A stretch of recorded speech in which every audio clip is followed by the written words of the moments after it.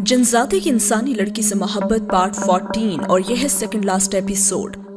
पिछले एपिसोड वहां पे खत्म हुई थी जहां पे फैजान हिजाब को मारने की कोशिश कर रहा होता है कि अचानक उसके कमरे में तूफान आता है और फिर वो जो कुत्ता होता है वो उसके कमरे में आता है और फैजान का हशर नशर कर देता है।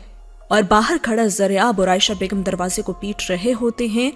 और अब आगे क्या होता है आइए जानते हैं। दरवाजे को पीटने के बाद बामुश्किल ज़रियाब ने दरवाजा तोड़ ही दिया और वो अंदर आया और फैजान को देखते हुए कहने लगा कि फैजान ये क्या हुआ। जब तक ज़रियाब ने दरवाजा तोड़ा कुत्ते ने फैजान को अधमुआ कर दिया था।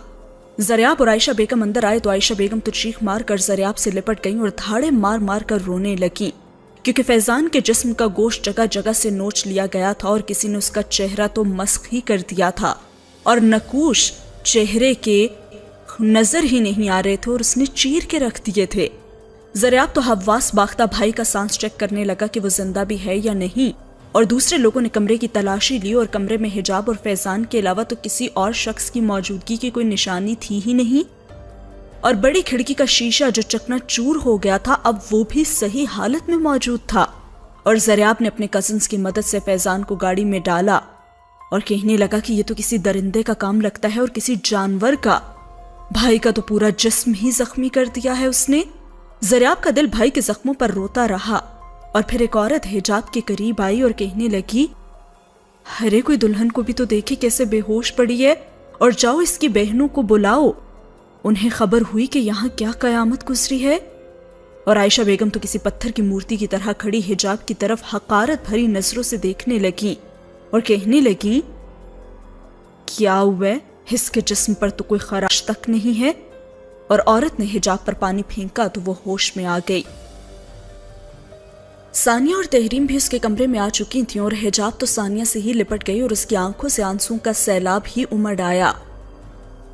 और सानिया ने हिजाब को अपने कंधों से दूर करके उसे शानों से पकड़ते हुए पूछा कि हिजाब ये सब कैसे हुआ। और हिजाब कांपती हुई आवाज में हिचकियां लेते हुए बोली, एक खूनखार कुत्ता ना खिड़की का शीशा तोड़ के अंदर आ गया था और फैजान पर झपट पड़ा। मैंने बस उतना ही देखा और उसके बाद क्या हुआ मुझे कुछ पता नहीं। और आयशा बेगम किसी ज्वाला मक्खी की तरह फटी और कहने लगी, कौन सा शीशा, सामने खिड़की का? वो तो जूं का तू है, वो तो कहीं से भी नहीं टूटा हुआ और सारी खिड़कियां और दरवाजे अंदर से बंद थे। बंद कमरे में किसी दरिंदे ने मेरे बेटे को चीर फाड़ कर दी और तुम कहती हो कि तुम्हें कुछ पता भी नहीं। या तो तुम कोई जादूगरनी हो या फिर बदकिरदार औरत जिसने किसी को अंदर बुला के मेरे बेटे का ऐसा हाल करवाया और फिर उसे भगा के कुंडी लगा दी। आंटी आप, अभी सानिया कुछ कहने लगी थी कि आयशा बेगम ने उसे रोक कर कहा, मुझे कुछ नहीं सुनना, शराफत से अपनी बहन को अपनी माँ के पास छोड़ाओ वरना मैं इस नई नवेली दुल्हन को ना पुलिस के हवाले कर दूंगी। बाहर गाड़ी खड़ी है, ड्राइवर से कह दो वो तुम्हें छोड़ आएगा और मैं इस मनहूस की सूरत इस घर में अब देखना ही नहीं चाहती। और हिजाब रो रही थी। इस हालत में कौन उसकी बात का यकीन करता कि फैजान तो उसकी जान लेना चाहता था और तहरीम भी दुल्हन के रूप में फटी फटी आंखों से ये सब देख रही थी। और आयशा बेगम ने तहरीम की तरफ देखा और कहा, तुम अपने कमरे में जाओ। और तहरीम कुछ भी बोले बगैर अपने कमरे की तरफ चली गई। हिजाब फिर वॉशरूम गई और उसने दुल्हन का लिबास उतार कर सादे कपड़े पहने और दुल्हन का जोड़ा और जेवरात उसने आयशा बेगम के सामने रख दिया और सानिया से बोली, चलो सानिया, अपनी कोई चीज नहीं लेकर जाओगी तुम। आयशा बेगम ने लंबा सांस खींचा और हिजाब ने अपनी भीगी आंखों से आयशा बेगम की तरफ देखा जो उसे इस वक्त बहुत ऊंचाई पर नजर आ रही थी और वह कांपते हुए होंठों से बोली, मैं तो यहां से बस अपनी बदनसीबी ही लेकर जा रही हूं। और आयशा बेगम ने सर झटक कर दूसरी तरफ कर लिया। सानिया हिजाब को लेकर गाड़ी में बैठ गई और गाड़ी में बैठने तक औरतें तानों के पत्थर हिजाब पर बरसाती रहीं और हिजाब अपनी घायल रूह के साथ कोठी से निकल गई। इधर सबाहत हर बात से बेखबर मेहमानों के बिस्तर लगाने में मसरूफ थी।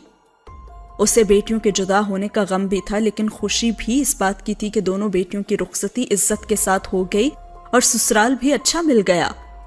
वो खुशी और गम की कैफियत में अपनी सोचों में मगन थी कि बाहर गाड़ी रुकी और सबाहत का भांजा दौड़ता हुआ सबाहत के पास आया और कहने लगा, خالہ حجاب آپی اور ثانیہ آئی ہیں اور حجاب آپی تو بہت رو رہی ہیں۔ یا اللہ خیر۔ ثانیہ اور حجاب گھر کی چوکھٹ پر پہنچی تو خاندان کی عورتوں نے انہیں گھیر لیا اور سوالوں کی بوچھاٹ سے حجاب مزید گھبرا گئی۔ صباحت عورتوں کو پیچھے کرتے ہوئے بیٹی کے قریب آئی اور اسے اپنی باہوں کے حصار میں لیتے ہوئے اندر لے گئی اور اس کے کمرے میں لے جا کر اسے بیڈ پر بٹھایا، اور صباحت نے ثانیہ کی طرف دیکھا اور کہا کہ حجاب کے لیے پانی لاؤ اور جو باہر خاندان کی عورتیں ہیں انہیں سمجھا دینا کہ اندر نہ آئیں اور حجاب نے آرام کرنا ہے۔ اور حجاب نے پانی پیا تو اس کے خشک لب تر ہو گیا اور وہ بات کرنے کے قابل ہوئی، اور صباحت نے حجاب کے سر پر ہاتھ پھیرا اور کہا کہ کیا ہوا ہے، اور حجاب ان کے سینے سے لگ کر پھوٹ پھوٹ کر رونے لگی اور ماں کا آنچل حجاب کے آنسوں سے بھیگ گیا تھا۔ اب حجاب نے اپنے آنسوں سے اتنا تو سمجھا دیا تھا کہ اس کا گھر نہیں بس سکا، اور صباحت نے پھر ثانیہ کی طرف دیکھا۔ میرا دل ڈوبا جا رہا ہے، آخر تم ہی بتاؤ کچھ کہ کیا بات ہوئی ہے۔ اور پھر ثانیہ نے ساری بات صباحت کو بتائی اور پھر تیکھی نظروں سے حجاب کو دیکھا۔ میں تو ماں صرف اتنا ہی جانتی ہوں، باقی سچائی آپ اپنی بیٹی سے پوچھیں۔ اور صباحت کا سر چکرانے لگا اور اس کے دل کی دھڑکن تیز ہو گئی۔ اتنا کچھ ہو گیا؟ یا اللہ، اتنی تھوڑی دیر میں یہ کیا قیامت ٹوٹ پڑی ہے؟ اور پھر ثانیہ نے ماں کو بھی پانی پلایا اور کہا، اماں ہم اب کیا کریں؟ اور صباحت نے حجاب کو ہاتھوں سے تھاما۔ حجاب تو کہتی ہے نا کہ خونخوار کتے نے فیضان کے جسم کی چیر پھاڑ کر کے رکھ دی، اور پھر جس شیشے کو توڑ کر وہ درندہ صرف جانور اندر آیا تھا، وہ شیشہ اپنی اصلی حالت میں واپس آ گیا، اور اس درندہ صرف جانور کی فیضان کے کمرے سے کوئی نشانی بھی نہیں ملی۔ اماں فیضان کے جسم پر تو اس خونخوار پنجوں کے نشان ہے نا؟ حجاب چلائی، اور پھر وہ ماں کو پوری بات بتانے لگی کہ کس طرح فیضان نے اپنی بیوی کو اور لڑکی کو موت کے گھاٹ اتارا ہے۔ اماں، فیضان نے مجھے بہت اذیتیں دی، یہ دیکھیں میرا چہرہ جو جگہ جگہ سے جھلسا ہوا ہے، میرے منہ پر تکیہ رکھ کر مجھے موت کی نیند سلا رہا تھا وہ، اور میں خود کو بچانے کے لیے تڑپ رہی تھی، اور آخر جسم نے ڈھال ہونا شروع ہو گیا تھا میرا، اور اس سے پہلے کہ زندگی کا دامن میرے ہاتھ سے چھوٹتا، ایک خونخوار کتا کھڑکی کا شیشہ توڑ کر کمرے میں داخل ہوا اور فیضان پر جھپٹ پڑا۔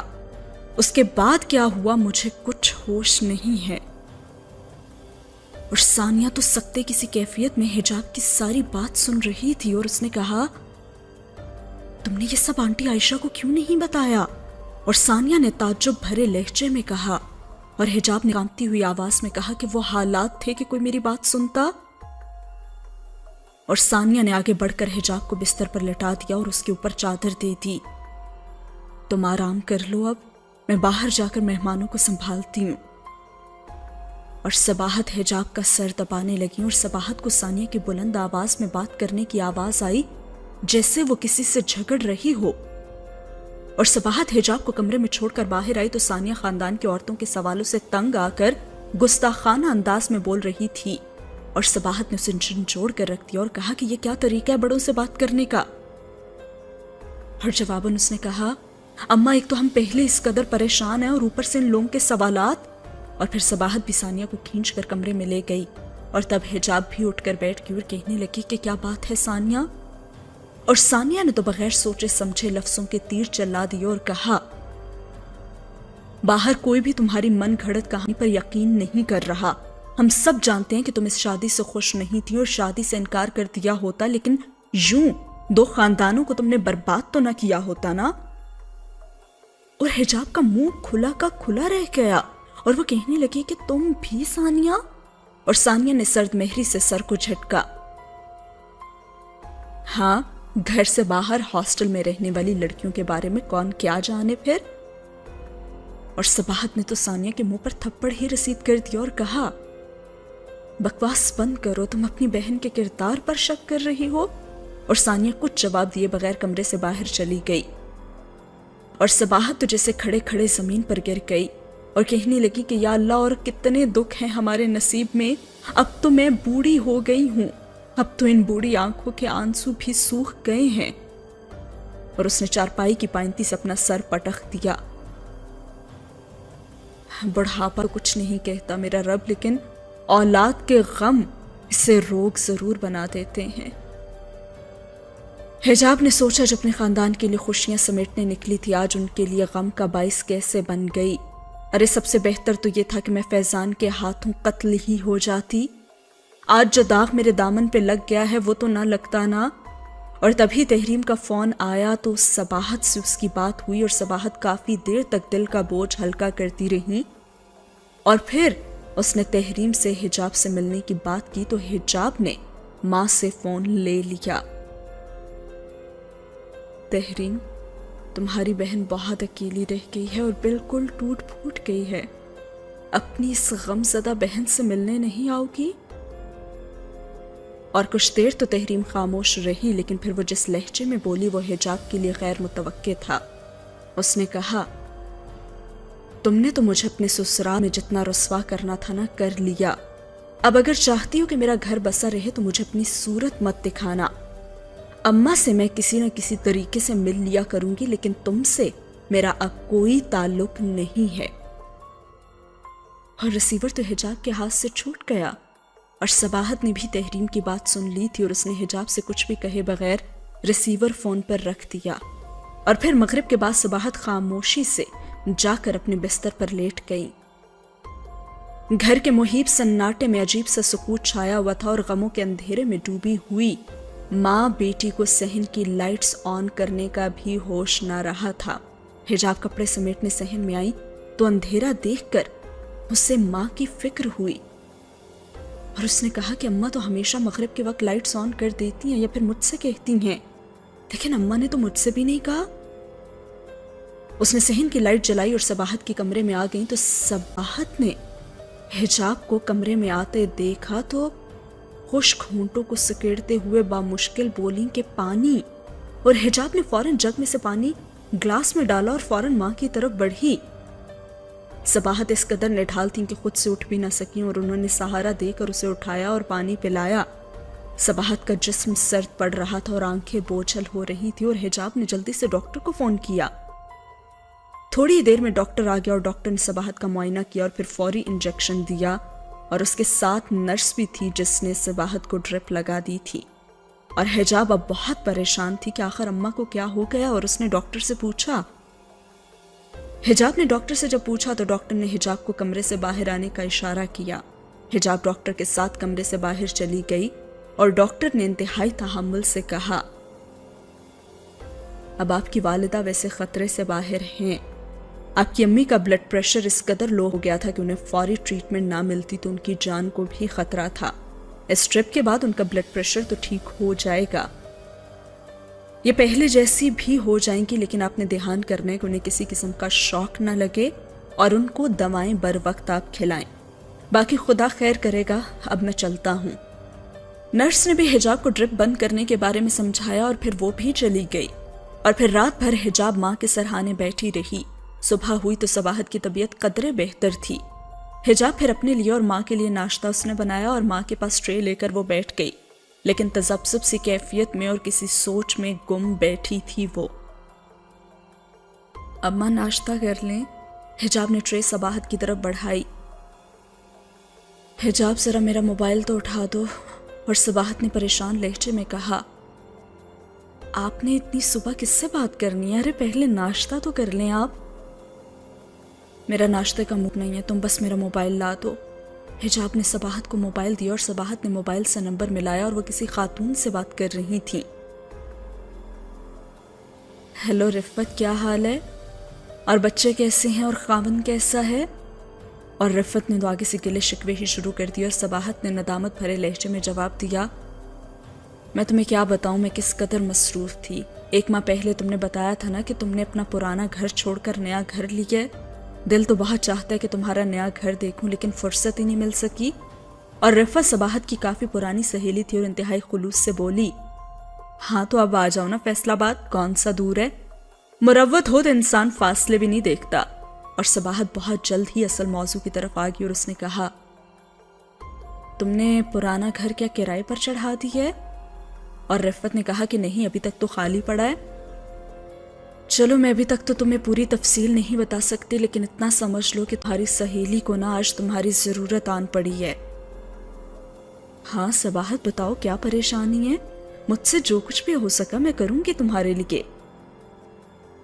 मुझे तुम्हारा घर किराए पर चाहिए। मैं ये शहर जल्द अज जल्द छोड़ना चाहती हूँ। अगर तुम हाँ कह दो तो मैं आज रात ही घर का सामान बुक करवा दूंगी।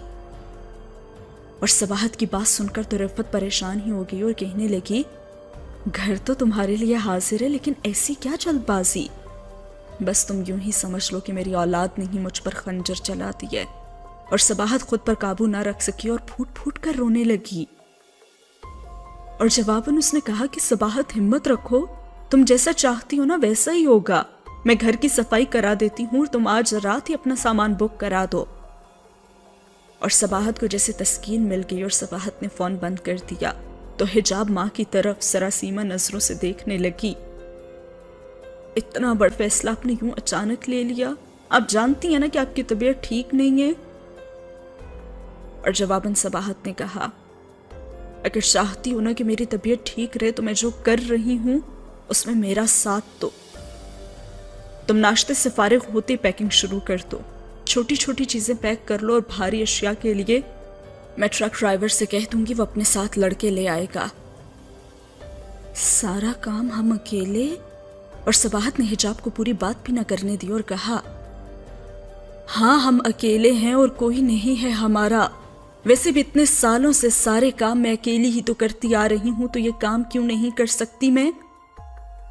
बस जिन्होंने तुमसे वास्ता तोड़ दिया ना, उनका मुझसे कोई वास्ता नहीं है अब हिजाब। मुझे अपनी उन दोनों बेटियों की शक्ल तक नहीं देखनी। और सुनो, किसी को बताने की जरूरत नहीं है कि हम कहाँ जा रहे हैं, ठीक है?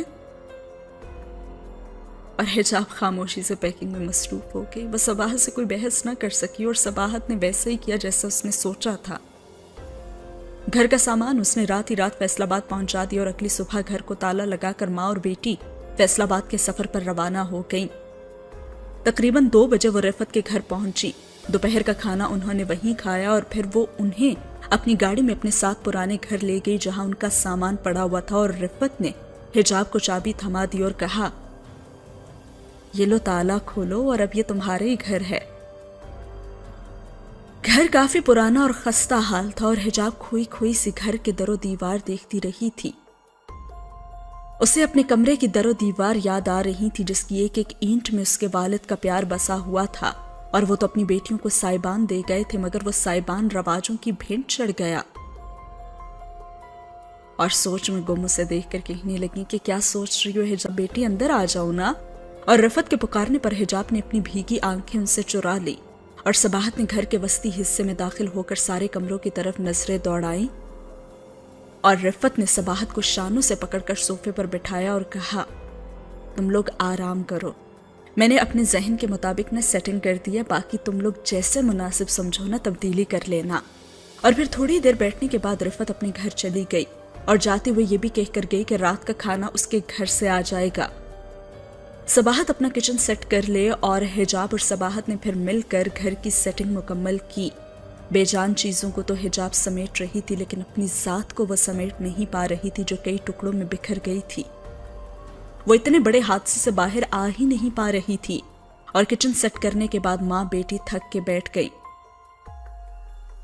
और सबाहत ने सोफे की पुश से सर टिका दिया और कहा, मैंने किचन में चाय का सामान रख दिया, जाओ चाय बना लो, बहुत थकावट हो रही है।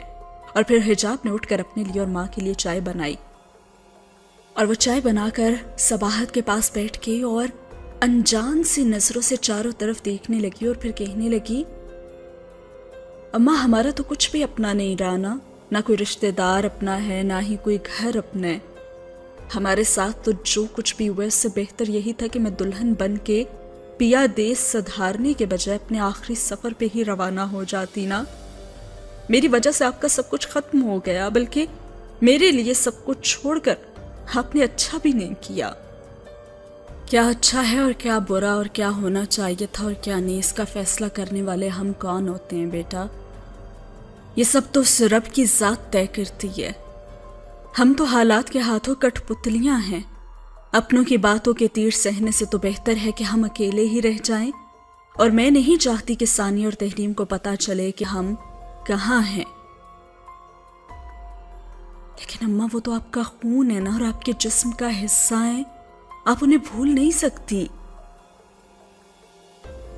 ہاں صحیح کہہ رہی ہو، لیکن جب جسم کا کوئی حصہ ناسور بن جائے تو اسے بھی کاٹ پھینکتے ہیں نا، چاہے اس کے بغیر گزارا کتنا ہی مشکل ہو. اور بس میں نے کہہ دیا کہ ہم اپنے رہائش کے بارے میں کسی کو نہیں بتائیں گے تو نہیں. اور اب اس موضوع پر بات مت کرنا. میری بیٹیاں میرے لیے مر گئی ہیں اور میں اور تم ان کے لیے.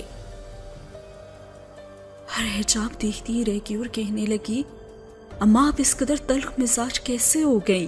جیتے جی مرنا اتنا آسان نہیں ہوتا. ہاں تو جو کچھ تیرے ساتھ ہوا اس کے بعد تو میں زندہ لاش ہوں نا. میں نے تمہیں کہا ہے نا کہ بس اس موضوع پر مجھ سے بات نہ کرنا. اور صباحت آپ دیدہ ہونے لگیں اور حجاب اس ڈر سے کہ کہیں ان کی طبیعت خراب نہ ہو جائے خاموش ہو گئی. اور صباحت اپنا گھر تو پہلے ہی فروخت کر چکی تھی، مگر اس نے گھر ڈھونڈنے کے لیے 1 ماہ کی مہلت مانگی تھی اور وہ گھر اس نے بہت جلد پھر چھوڑ دیا. اور فیصل آباد شفٹ ہونے سے پہلے وہ مالک مکان کو گھر کی چابیاں دے کر آئی تھی. اور ثانیہ اور تحریم کے لیے ماں کا اچانک اس طرح سے گھر چھوڑ کے چلا جانا بہت پریشان کن بات تھی. انہوں نے صباحت کو ڈھونڈنے کی بہت کوشش کی لیکن وہ اپنی ماں کو ڈھونڈ نہ سکی. حجاب نے چھوٹے سے اسکول میں پھر جاب کر لی اور تھوڑے پیسوں میں ماں بیٹی کی گزر بسر بھی ہونے لگی. اب حجاب کو زیادہ محنت نہیں کرنی پڑتی تھی. حجاب گھر کا سارا کام بھی خود ہی کرتی تھی. 6 ماہ گزر گئے اور اپنوں سے بچھڑنے کا غم ماں بیٹی کو اندر ہی اندر گھائل کرتا رہا، لیکن دونوں ایک دوسرے کو خوش کرنے کی کوششیں کرتی رہیں اور یہ 2 رخی انہیں کھوکھلا بھی کرتی جا رہی تھی. اوپر سے وہ خوش دکھا رہی تھی اپنے آپ کو، لیکن اندر ہی اندر یہ غم انہیں کھائے بھی جا رہا تھا. حجاب نے کئی بار ملازم رکھنے کے بارے میں سوچا، لیکن صباحت کسی بھی غیر پر اب بھروسہ کرنے سے ڈرتی تھی. ایک دن شام کا وقت تھا اور گلی میں دور دور تک سناٹا تھا. حجاب گملوں میں پانی ڈال رہی تھی کہ تبھی دروازے پر دستک ہوئی. تو صباحت نے کہا کہ حجاب دیکھو ذرا دروازے پر کون ہے. اور حجاب نے پانی کا والو بند کیا اور دروازے کی طرف بڑھی اور اس نے دروازے کے قریب کھڑے ہوتے ہوئے پوچھا کہ کون ہے، لیکن باہر سے کوئی آواز ہی نہیں آئی. اور حجاب نے ایک بار پھر سے پوچھا کہ کون ہے باہر، اور جواب میں خاموشی تھی. اور پھر اس نے کہا کہ اماں لگتا ہے باہر کوئی نہیں ہے اور کوئی بول ہی نہیں رہا. اور یہ کہہ کر حجاب پھر پانی کا والو کھولنے لگی تو دروازے کے پاس سے آواز آئی، میں ہوں شاچی. اور حجاب دوبارہ دروازے کے پاس گئی اور کہنے لگی، کون شاچی؟ اور اب صباحت بھی کمرے سے باہر آ گئی اور کہنے لگی، حجاب دروازہ کھول دو. اور حجاب نے اس قدیم طرز والے دروازے کی کنڈی کھولی تو باہر ایک بوڑھا شخص کھڑا تھا. وہ سفید شلوار کرتے میں ملبوس تھا اور اس کے چہرے پر ایسا نور تھا کہ حجاب کے لہجے میں نرمی ہی آ گئی. جی آپ کو کس سے ملنا ہے؟ صباحت بھی حجاب کے قریب کھڑی ہو گئی.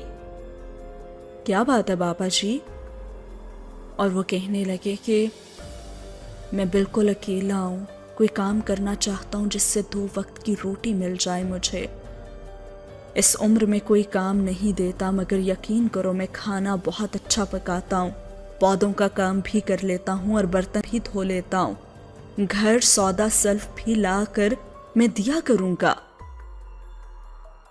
اور اس نے جواباً کہا کہ شجی ہمیں معاف کرنا، ہماری تو اتنی حیثیت نہیں کہ ہم ملازم رکھ سکیں. اور بزرگ نے اپنے بوڑھے ہاتھوں کو نفی کے انداز میں ہلایا اور کہا، نہیں نہیں، آپ جتنے دیں گی میں رکھ لوں گا، اور بس 2 وقت کی روٹی مل جائے میرے لیے تو اتنا ہی بہت ہے.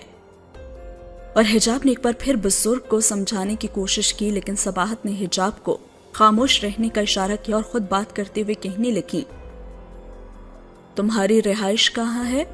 اور بزرگ نے کچھ سوچ کر جواب دیا، آپ کے گھر کی 2 گلیاں چھوڑ کر جو پرچون کی دکان ہے اس کے چوبارے میں رہتا ہوں. उस नेक दिल दुकानदार ने वो चुबारा मुझे ऐसे ही दे रखा है और वो मुझसे किराया भी नहीं लेता। सबाहत ने उस बुजुर्ग में कोई ऐसी बात देखी कि उसने ज्यादा सोचे बगैर ही उसे काम पर रख लिया और कहा, ठीक है शाह जी, आप कल से काम पर आ जाइएगा, और जैसे कि आपने कहा है कि आप खाना अच्छा बनाते हैं और पौधों की हिफाजत कर लेते हैं और घर का सौदा सल्फ ले आते हैं, तो हमारे घर में आपको ये काम ही करने हैं। आपको मुनासिब तनख्वाह भी मिल जाएगी और शाम के वक्त आप अपने घर चले जाया करना। ठीक है बेगम साहिबा, खुदा आप पर अपना करम रखे। आपने एक बूढ़े को सहारा दिया है। और बूढ़े के जाने के बाद सबाहत ने दरवाजा बंद कर दिया और कहने लगी कि इस बूढ़े को क्या पता कि हम तो खुद बेसहारा हैं। और सबाहत ने दरवाजे की कुंडी लगाते हुए कहा और सबाहत सेहन में बिछी हुई चारपाई पर जाकर बैठ गई। अम्मा, आपने इस बूढ़े को मुलाजिम क्यों रखा है? और घर का काम है ही कितना, मैं कर तो लेती हूँ। वैसे भी हम किसी को जाने बगैर नए शहर में कैसे किसी पर भरोसा कर सकते हैं? और जवाबन वो कहने लगी, नए शहर में अकेली औरतों का भी तो गुजरा मुश्किल है ना। बाहर के काम भी कर लेगा तो हमें काफी सहारा मिल जाएगा बेटा। वैसे भी इन बूढ़ी आंखों में इतनी सलाहियत तो है कि बंदे की पहचान कर सकें। वो बूढ़ा शख्स एतबार के काबिल है बेटा। और हिजाब खामोश होगी और मजीद वो कुछ ना कह सकी। और अगले रोज ही शाहजी ने अपनी ड्यूटी संभाल ली। शाहजी ने अपना काम इतने अच्छे तरीके से संभाला कि चंद ही दिनों में वो घर के फर्द की तरह सबाहत और हिजाब की जरूरत ही बन गया। वो बुजुर्ग इंतहाई इबादत गुजार और खुदा के कलाम का विर्द करने वाला नर्म मिजाज शख्स था और उसकी मौजूदगी में सबाहत को अजीब से तहफ्फुज़ का एहसास होने लगा था। सांसें चल रही थी, इसीलिए माँ बेटी अपनी जिंदगी की जरूरियात में मसरूफ हो गई थी। उन्हें जिंदगी तो गुजारनी ही थी ना, चाहे जैसी भी हो। और जिस जिंदगी में ना खुशियां थी, ना ही उम्मीद और ना ही कुछ पाने का जुनून, अपनों की ठोकरों की अज़ियतें दामन में समेट कर माँ बेटी उस घर में चुपचाप बैठ गई। लोगों से भी ताल्लुकात को उन्होंने महदूद रखा और काम से फारिग होने के बाद हिजाब कोई ना कोई किताब लेकर सहन में बैठ जाती थी। वो सुल्तान बाहू का सूफियाना कलाम पढ़ रही थी कि शाहजी उसके लिए चाय लाए और उन्होंने भी सरसरी सी नजर किताब पर डाली और कहने लगे, सुल्तान बाहू को पढ़ रही हैं? लगता है कि आप जिंदगी की हकीकत जान गई हैं। और उसने कहा, क्या मतलब? हिजाब ने सवालिया नजरों से शाहजी की तरफ देखा। शाहजी घास पर बैठ गए और धीमे से लहजे में बोले, ये दुनिया फानी है, सब कुछ यहीं ही तो रह जाएगा। इन मादी ख्वाहिशात के पीछे इंसान अपनों के प्यार को ठुकरा देता है और एक दिन उसी मालो दौलत को छोड़कर अपने खालिक हकीकी से भी जा मिलता है। आंसू लेकर ही तो इस दुनिया में आता है और आंसू लेकर ही इस दुनिया से चला जाता है। और शाहजी की भी ऐसी ही कुछ बातें थीं कि वो उन बातों में खो गई। कुछ वैसी ही बातों की कशिश और वो गहराई जो अक्सर किसकी बातों में हुआ करती थी? अज़हात। और फिर हिजाब ने कहा, एक बात बताएं शाहजी, अगर जिंदगी ही इंसान के लिए बोझ बन जाए, जैसे कि शायरा वजीहा सहर ने कहा है, मेरे लहजे में है मौत जैसी खामोशी, अपने मज़ार पर जैसे हमें दिया जलाना है। और शाहजी ने हिजाब की तरफ देखा और कहा, अगर जिंदगी में मौत जैसे सन्नाटे आ जाएं, तो उन्हें छोटी छोटी खुशियों से दूर करना चाहिए। और फौरन हिजाब ने कहा, लेकिन अगर नसीब में खुशियां ना हो तो? और शाहजी कहने लगे, ऐसी मायूसी भरी बातें नहीं करते, खुदा नाराज हो जाता है।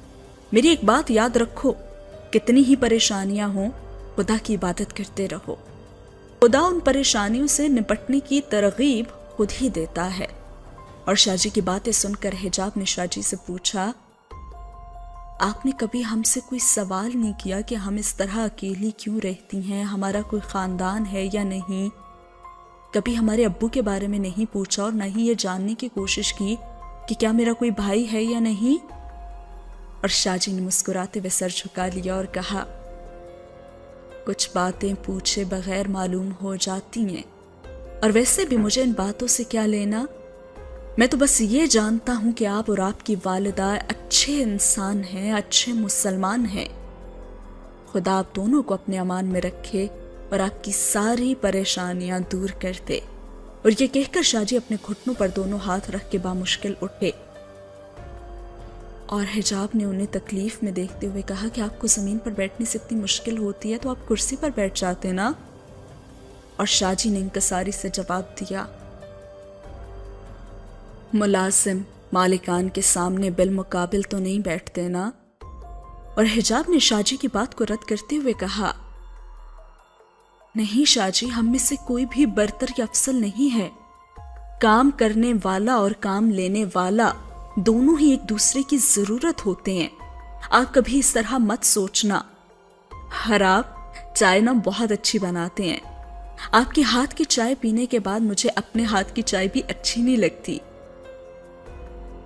اچھا، اگر آپ کہیں تو میں فجر کی نماز کے بعد بھی آ جایا کروں گا، ناشتے کے لیے چائے بنا دیا کروں گا۔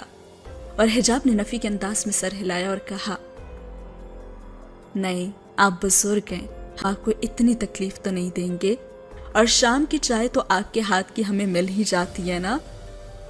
خیر، اماں کدھر ہیں؟ وہ اپنے کمرے میں نے انہیں چائے دے دی ہے۔ اور پھر حجاب کتاب پڑھنے کے ساتھ ساتھ چائے پیتی رہی، اور پھر چائے پینے کے بعد وہ صباحت کے کمرے میں چلی گئی۔ اس وقت صباحت اٹیچی کیس کھولے بیڈ پر موتی ستاروں کے کام والے فینسی سوٹ پھیلائے بیٹھی تھیں، اور حجاب کو دیکھ کر وہ جلدی جلدی کپڑے سمیٹنے لگیں۔ اماں، یہ کپڑے پھیلائے کیوں بیٹھی ہیں آپ؟ اور صباحت کے بے ترتیب کپڑے سمیٹتے ہوئے ہاتھ وہیں رک گئے اور ان کے چہرے پر اداسی چھا گئی۔ یہ کپڑے میں نے تمہارے مکلاوے کی رسم کے لیے بنوائے تھے۔ اماں، اب یہ کپڑے دیکھ کر ان منحوس کھڑیوں کو یاد کر رہی ہیں آپ؟ اچھا ہوتا نا کہ آپ اپنی بیٹی کے لیے ایک جوڑا کفن بھی سی لیتی۔ اور حجاب بے اختیار روتے ہوئے منہ پر ہاتھ رکھے کمرے سے باہر چلی گئی اور چارپائی کے پاس بیٹھ کر اونچی آواز میں رونے لگی۔ وہ اس بات سے بے خبر اپنے زخموں پر رونے لگی کہ اس کی بوڑھی ماں پر کیا گزرے گی، اور اس کی آنکھوں سے وہ خواب تو کوئی نہیں چھین سکتا جو ہر ماں اپنی بیٹی کے لیے دیکھتی ہے۔ حجاب اپنی سوچوں میں کھوئی چارپائی پر بیٹھی رہی، اور جب مغرب کی آذان ہوئی تو اسے معلوم ہوا کہ کتنا وقت گزر گیا ہے، اور تبھی اسے صباحت کا خیال آیا اور خود پر ندامت ہوئی کہ وہ ماں سے کس طرح سے یہ سب کہہ رہی ہے۔ وہ اماں کے کمرے میں گئی اور اس نے کہا کہ اماں، مغرب کی آذان ہو رہی ہے، اٹھیں اور نماز پڑھ لیں۔ اور حجاب صباحت کے پاس جا کر بیٹھ گئی اور صباحت تھکی تھکی بستر سے اٹھی۔ کیا ہوا اماں، آپ کی طبیعت تو ٹھیک ہے نا؟ حجاب نے ماں کا ہاتھ پکڑ کر دبانا شروع کر دیا اور سر جھکا کر ایک بار پھر سے گویا ہوئی، آپ مجھے معاف کر دیں، مجھے آپ سے اس طرح سے بات نہیں کرنی چاہیے تھی۔ اور صباحت تعصب بھرے لہجے میں بولی، تم اپنے کفن کی بات کیوں کرتی ہو؟ میرے کفن کی تیاری کرو، جانے کا وقت تو میرا ہے نا۔ اور حجاب ماں سے لپٹ گئی۔ اللہ نہ کرے میری زندگی بھی آپ کو لگ جائے، اس طرح کی باتیں مت کیا کریں، اور میں آئندہ کبھی بھی ایسی بات نہیں کروں گی اماں۔ اور صباحت نے شفقت سے حجاب کے سر پر ہاتھ پھیرا اور وضو کرنے کے لیے چلی گئی، اور پھر وہ نماز پڑھ کر فارغ ہوئی تو شاہ جی نے دروازے پر دستک دی۔ آ جاؤ شاہ جی، صباحت نے جائے نماز اکٹھے کرتے ہوئے کہا، اور شاہ جی کمرے کے اندر داخل ہوئے اور کہا کہ بیگم صاحبہ، میں جا رہا ہوں، اگر کوئی کام ہے تو بتا دیں۔ اور صباحت نے شاہ جی سے کہا کہ آپ بیٹھیں، اور شاہ جی زمین پر بیٹھ گئے، اور صباحت نے شاہ جی کی طرف دیکھا اور کہا، سامنے صوفے پر بیٹھ جاؤں نا؟ نہیں، میں یہیں ٹھیک ہوں۔ آپ نے کچھ کہنا ہے مجھ سے؟ کوئی کام ہے کیا؟ کوئی غلطی ہو گئی مجھ سے؟ صباحت کہنے لگی کہ نہیں شاہ جی، ہم تو شرمندہ ہیں، تم جتنا کرتے ہو ہم تمہیں اتنی اجرت تو نہیں دیتے، اور میں تو تم سے آج کچھ اور ہی بات کرنا چاہتی ہوں۔ جی آپ کہیے، میرے لائق کیا خدمت ہے؟ اور کچھ کہنے سے پہلے صباحت کی آنکھیں بھیگ گئیں اور کہنے لگیں، تم تو جانتی ہو میں اکثر بیمار رہتی ہوں اور پتہ نہیں کب یہ زندگی ساتھ چھوڑ جائے، تو میں تم سے یہ کہنا چاہتی ہوں کہ حجاب کا بہت خیال رکھنا۔ تم غیر ہو، لیکن میرا دل چاہا کہ تم سے یہ بات کہوں کہ حجاب کا میرے علاوہ کوئی نہیں ہے۔ اور جواباً شاہ جی کہنے لگے کہ بیگم صاحبہ خدا آپ کی عمر دراز کرے، آپ سب ہر وقت ایسی مایوسی والی باتیں نہ کیا کریں، باقی ہم سبھی ایک دوسرے کا سہارا ہیں اور یہ باتیں خود فریبی کی باتیں ہیں، اصل سہارا تو وہ رب ہے جو سب سنبھالتا ہے، آپ اس رب پر بھروسہ رکھیں، اور باقی رہی میری بات تو جب تک اس جسم میں دم ہے میں آپ کا اور حجاب کا خدمت گزار ہوں گا۔ اور یہ کہہ کر وہ کھڑے ہو گئے۔ اس جگ میں جینا مجبوری ہے جہاں وفا کے بدلے حقارت اور خلوص کے بدلے ٹھوکریں ملتی ہیں، اور وہ یہ کہتے ہوئے دروازے سے باہر نکل گیا، اور باہر سے بھی ان کے اکیلے باتیں کرنے کی ہی آوازیں آتی رہیں۔ اور صباحت نے سوچا کہ لگتا ہے یہ بھی ہماری طرح زمانے کا ٹھکرایا ہوا ہے، اور صباحت بھی اٹھ کر کمرے سے باہر چلی گئی۔ اور پھر دکھایا جاتا ہے کہ اگلی صبح حجاب بستر سمیٹنے لگی تو اسے صباحت کے تکیے کے نیچے سے البم ملی۔ وہ جانتی تھی کہ اس البم میں اس کی فیملی کی تصویریں ہیں۔ اس نے وہ البم کھولی ہی نہیں، اور وہ سوچ کے دریچوں سے اپنے ماضی میں جھانکنا اب نہیں چاہتی تھی جس کی یاد اس کی روح کو تار تار کر دیتی تھی۔ اس نے بھیگی ہوئی آنکھوں سے صباحت کی طرف دیکھا جو کچن کی طرف جا رہی تھیں۔ اس نے سوچا کہ اماں سب کو بہت مس کرتی ہیں نا، اور میری وجہ سے اماں سب سے دور ہو گئیں۔ اور تبھی کچن سے صباحت کی آواز آئی کہ حجاب جلدی سے تیار ہو جاؤ، اسکول سے لیٹ ہو جاؤ گی۔ اور حجاب البم لے کر کچن میں چلی گئی۔ تب صباحت چولہے پر چائے چڑھا رہی تھی اور حجاب شانے پر ہاتھ رکھا اس نے اور کہا، اماں آپ ثانیہ اور تحریم کو بہت یاد کرتی ہیں نا؟ دماغ خراب ہو گیا کیا تمہارا؟ یہ صبح صبح کیسی باتیں کر رہی ہو تم؟ اچھا تو پھر یہ کیا ہے؟ اور البم اس نے صباحت کے سامنے کیا، اور صباحت نے ندامت سے آنکھیں جھکا لی، اور حجاب نے ماں کے گلے میں باہیں حائل کر لیں اور کہا، اماں ضد چھوڑ دینا، ثانیہ اور تحریم کو ایڈریس بھجوا دیتے ہیں، وہ مجھ سے نہیں ملنا چاہتی تو کوئی بات نہیں، لیکن آپ سے تو مل سکتی ہیں نا؟ اور صباحت غصے سے حجاب کے بازو پیچھے کیا اور کہا، یہ بات بار بار کہہ کر مجھے اذیت کیوں دیتی ہو؟ میں اپنی زندگی میں ان سے نہیں ملوں گی، کان کھول کر سن لو۔ ہاں اگر میں مر گئی نا تو تم نے بھی کسی کو خبر نہیں دینی، اور اگر ایسا کیا تو میں تمہیں اس نافرمانی کے لیے کبھی معاف نہیں کروں گی۔ اور صباحت روتی ہوئے اپنے کمرے میں چلی گئی۔ اور وہ سوچنے لگی کہ اس کا مطلب ہے کہ اماں تو اپنا فیصلہ کبھی نہیں بدلیں گی، اور یہ اماں اپنی موت کی بات بار بار کیوں کرتی ہیں میرے سامنے؟ حجاب خود کلامی کرتی ہوئے اندر کمرے میں چلی گئی، اور اس کے تیار ہونے تک صباحت نے ناشتہ میز پر لگا دیا۔ حجاب صباحت کے قریب آئی اور اس سے لپٹ گئی اور کہنے لگی، آپ کو میری ان باتوں سے تکلیف پہنچتی ہے نا، تو آئندہ میں اس موضوع پر آپ سے بات نہیں کروں گی، لیکن ہاں آپ کو بھی مجھ سے وعدہ کرنا ہوگا کہ آپ آئندہ اپنی موت کی بات نہیں کریں گی میرے سامنے۔ اور صباحت نے حجاب کے سر پر تھپکی دی اور کہا، چلو اب ناشتہ کر لو۔ اور حجاب کے جانے کے بعد صباحت اپنے کمرے میں بستر پر جا کر لیٹ گئی۔ تھوڑی دیر کے بعد دروازے کی بیل بجی۔ صباحت اٹھنے ہی لگیں کہ چکرا کر رہ گئیں۔ انہوں نے خود کو بامشکل سنبھالا اور پھر آہستہ آہستہ چلتے ہوئے دروازے تک پہنچی، اور صباحت نے دروازہ کھولا اور کہا کہ آ جاؤ، میں تو تمہاری ہی راہ دیکھ رہی تھی۔ اور وہ آہستہ آہستہ چلتی ہوئی باہر چارپائی پر بیٹھ گئی۔ آپ کی طبیعت تو ٹھیک ہے نا؟ شاہ جی نے پوچھا۔ ہاں طبیعت تو ٹھیک ہے، بس ذرا سا سر میں درد ہے۔ صباحت اپنی کنپٹی پر ہاتھ رکھ کر ہلکا سا دبانے لگی۔ آپ مجھے نسخہ لا دیں، میں دوا لا دیتا ہوں آپ کے لیے۔ نہیں اس کی ضرورت نہیں ہے، دوا ہے میرے پاس، میں کھا لوں گی۔ ہاں یہ گھر کے سودے کی پرچی ہے، بازار سے آپ سودا لا دیں۔ اور صباحت نے پرچی شاہ جی کو دی تو انہوں نے پرچی پڑھ کر کہا کہ آج دوپہر کا کھانا تو حجاب نے کل شام کو ہی بنا لیا تھا، تو یہ سامان، یہ کیا شام کی ہنڈیا کا ہے؟ چلیں یہ سامان کچھ دیر تک میں لے آتا ہوں۔ اور پھر صباحت نے اپنے دوپٹے کی گرہ کھولتے ہوئے 2 کاغذ نکالے اور کہا کہ جب بھی بازار جاؤ گے تم تو یہ ٹیلی فون کا اور بجلی کا بل تم جمع کرا دینا۔ اور وہ ان کا چہرہ ہی دیکھنے لگا کہ وہ کیا کہہ رہی تھیں۔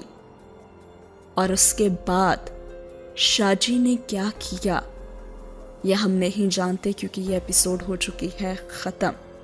اگلی ایپیسوڈ ہوگی لاسٹ ایپیسوڈ اور اس میں ہمیں پتہ چل جائے گا کہ یہ شاجی کے روپ میں شخص کون ہے. کیا لگتا ہے آپ کو کہ یہ کون ہے اور جگہ جگہ روپ بدل کر صرف ان کی مدد کرنے کے لیے اور انسانیت کی مدد کرنے کے لیے ایک رحم دل شخص جو پہلے جوانی میں تھا اور اب بوڑھا ہو چکا ہے، کیا یہ بھی ازحاد ہے؟ اور اگلی قسط آپ کی ایکسپیکٹیشن سے بہت زیادہ مختلف ہونے والی ہے.